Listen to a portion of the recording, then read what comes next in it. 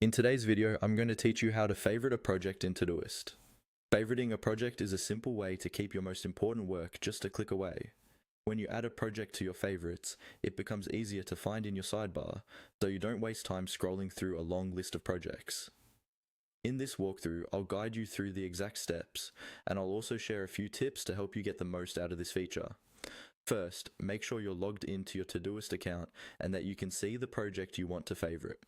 This can be any project, like a work project, a school assignment list, or a personal planning area. Open that project so that you're looking at its task list and main view. Now, look toward the top of the project screen, near the project's name. You should see a small icon with 3 vertical dots. This is often called the More Options or Overflow menu. It's a common place in Todoist where extra settings and actions for that specific project are stored. Move your mouse to that area and click on the 3 dots. When you click those 3 dots, a drop-down menu will appear.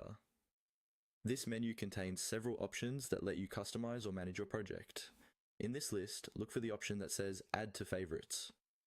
The wording may be short and simple, but this is the key action that will pin your project to your favorites section. Go ahead and click Add to Favorites. Once you do that, Todoist will immediately update your sidebar.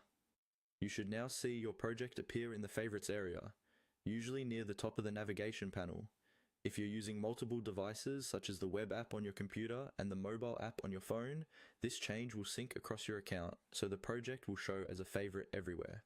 From now on, you can access this project quickly by clicking it from your favorites list instead of searching or scrolling. This is especially helpful if you rely on a small set of key projects every day, like a